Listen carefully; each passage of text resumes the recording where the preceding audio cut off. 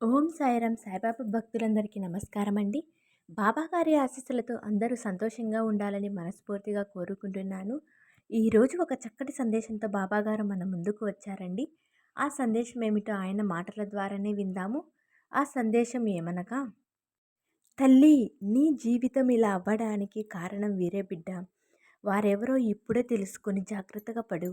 లేకపోతే నేను ఏమీ చేయలేనమ్మా అని బాబాగారు అయితే ఈ చక్కటి సందేశాన్ని తీసుకొని వచ్చారండి. తల్లి, నీ ప్రార్థనలు, నీ కోరికలు అన్నీ కూడా నా దగ్గర పెట్టావు. ఈ బాబా మీద నమ్మకం ఉంచి నీ దిగులు, నీ కష్టాలు, నీ కోరికలు, నీ ప్రార్థనలు అన్నీ కూడా నెరవేరలేదని నీ మనసులో ఒక ఆలోచన అనుకుంటూ ఉంటున్నావు కదా తల్లి. దానికైనా సమాధానం ఈరోజు నేను ఇస్తాను తల్లి. నీ ప్రార్థన చేస్తున్నప్పుడు నీవు చేసే చిన్న తప్పు ఒకటి ఉంది. నీ కోరిక తీరటానికి సమయం అవుతుంది అంటే చిన్న చిన్న మార్పుని నువ్వు తెలుసుకోవాలి తల్లి. అప్పుడే నీ జీవితంలో మార్పు వస్తుంది. ప్రార్థనలో కొరత ఏముంటుంది బాబా అని అనుమానం పడవద్దు బిడ్డ. నీకు తెలియకుండా చిన్న చిన్న తప్పులు నీవు చేస్తున్నావు. నా దగ్గర నీ కోరికలని, నీ సమస్యలన్నీ ఒక్కొక్కటిగా చెప్తూనే ఉన్నావు. అన్నీ నాకు జరిపించని నన్ను ప్రాధేయపడుతున్నావు. సరే బిడ్డ, నీ కోరిక, నీ ఇష్టాలు నెరవేర్చడం నాకు ఇష్టమే కదా. కానీ ఒక తండ్రి తన బిడ్డ అడిగినట్లు చేస్తే అందులో మంచిదేముంది, చెడ్డదేముంది? తప్ప ఒప్ప అని చూడకుండా చేస్తారా చెప్పు బిడ్డ. అలాగే నీ యొక్క ప్రార్థనలన్నీ కూడా నన్ను అడుగుతున్నావు. నెరవేర్చాలని నాకు ఉంది. కానీ నా మీదే పూర్తి నమ్మకం పెట్టి నువ్వు అడిగినప్పుడు నా వల్ల చేయడం అవుతుంది. నీకు బాధ కలిగినప్పుడు మాత్రమే నేను రావాలి అనుకుంటున్నాను. నమ్మకుండా మీ అవసరానికి రావాలి అని మాత్రమే నువ్వు ఆశిస్తున్నావు తల్లి. ఇది నీకు తెలియకుండా నువ్వు చేసే చిన్న చిన్న తప్పులు. అర్థం కాలేదా బిడ్డ?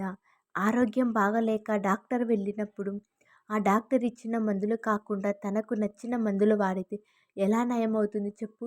అందువలనే ఒక వైద్యం దగ్గర నమ్మినప్పుడు వెళ్ళి ఆ వైద్యం చెప్పిన మందులే కదా నువ్వు వేసుకోవాల్సింది. అలాగే ఒకటి మౌనంగా ఉండాలి. లేకపోతే నా చేతులకు వదిలేయాలి. నేను నా బిడ్డను వదిలేయలేనమ్మా. అందుకే మౌనంగా ఉన్నాను. అలా కాకుండా వైద్యుల దగ్గర రోగి తన జబ్బును మాత్రం చెబితే సరిపోతుంది. చికిత్స డాక్టర్ చేస్తారు కదా. పూర్తి నమ్మకం పెట్టి వైద్యుడి మీద నమ్మకం పెట్టాలి. అప్పుడే ఆ జబ్బు నయమవుతుంది. నీవు నా దగ్గర పెట్టే కోరికలన్నీ కూడా నెరవేర్చమని నా దగ్గర ప్రార్థన పెట్టాలి. ఎదురు చూడాలి. నా దగ్గర పెట్టినప్పటి నుంచి నీవు ఆరాటపడుతున్నది నేను చేయలేదని నమ్మకం లేకుండా ఉన్నావు. నీకు ఏదైతే సంతోషంగా ఉంటుందో, ఏదైతే మంచిదని నీకు ఇవ్వవలసిన, చూసుకోవాల్సిన బాధ్యత నాది ఉంది. నీకు నచ్చినట్లుగా చేయాలని ఆశిస్తున్నావు. ఇదే నువ్వు చేసే పెద్ద తప్పు బిడ్డ. నీకు తెలుసా నీ సంతోషం ఎందులో ఉంది? నీ ప్రశాంతత ఎందులో ఉంది అనేది నాకు తెలుసు. ఈ సాయికి తెలుసు. నీకు ఏమి కావాలి? ఏమి ఇవ్వాలి? నీ సమస్యలు మాత్రమే నాతో చెప్పు బిడ్డ. కానీ ఆ సమస్యకైన పరిష్కారం మాత్రం నీ బాబా చూసుకుంటాడు. నీ బాబాను కొంచెమైనా సరే స్వతంత్రంగా ఉంచాలి కదా. నీకు ఏది కావాలో అది నేను అర్థం చేసుకుంటాను. అది నీకు ఇచ్చే మంచిదా కాదా, ఏదైనా నీకు ప్రమాదం ఉందా, అవన్నీ కూడా చాలా దీర్ఘంగా ఆలోచించి నీకు అందిస్తాను బిడ్డ. కోరిన వెంటనే నీకు ఇచ్చేస్తే దానివల్ల నీకు ప్రమాదం కలిగితే అప్పుడు కూడా మళ్ళీ నన్నే నిందిస్తావు కదా. బాబా, ఈ ప్రమాదం అంతా ఉందని నీకు తెలుసు కదా, అయినా కానీ ఎందుకు నన్ను కాపాడలేదని మళ్ళీ నన్నే నిందిస్తావు. అవన్నీ కూడా నాకు తెలుసు బిడ్డ. అందువల్లనే నీకు ఏదైనా ఒకటి నువ్వు కోరుకున్న వెంటనే ఇవ్వలేదంటే అది నీకు సరి కాదని నువ్వే అర్థం చేసుకోవాలి. గమనించాలి. నీ తండ్రి స్థానంలో ఉండి నీ కోసం అంతా మంచి చేస్తానమ్మా.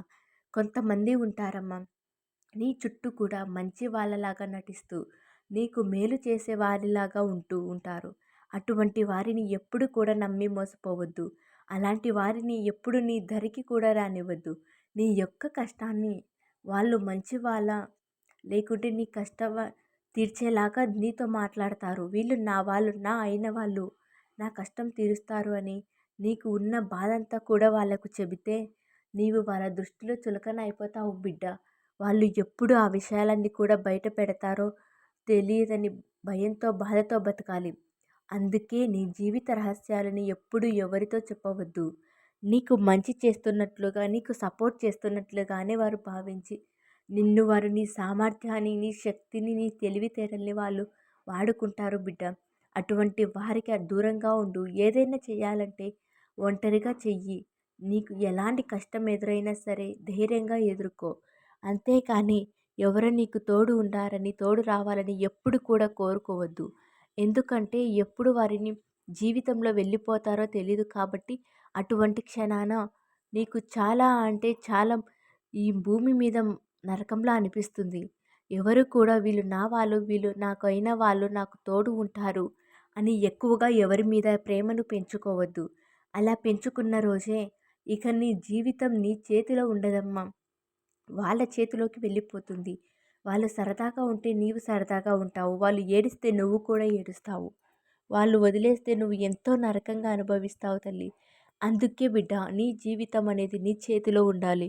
నీ మనస్సు అనేది నీ ఆధీనంలో ఉండాలి కానీ వేరే వాళ్ళ చేతిలో ఎప్పుడూ ఉండకూడదు. ఇలా నేను ఎందుకు చెబుతున్నానో ఒక తండ్రిగా నిన్ను హెచ్చరిస్తున్నానని అర్థం చేసుకో.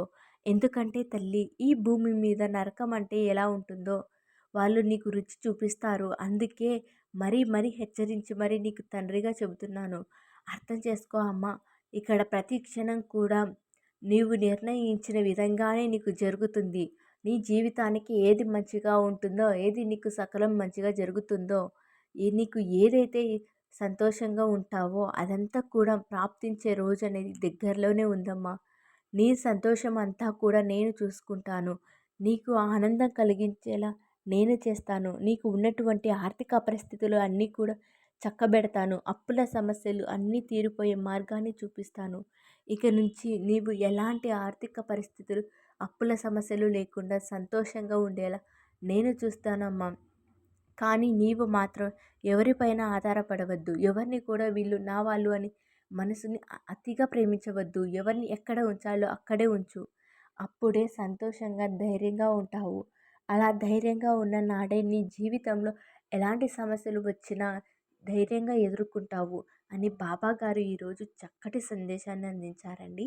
ఈ సందేశం మీకు అందరికీ నచ్చిందని అనుకుంటున్నాను. ఓం సాయిరామ్. సద్గురు సాయినాథ్ మహారాజ్‌కి జై.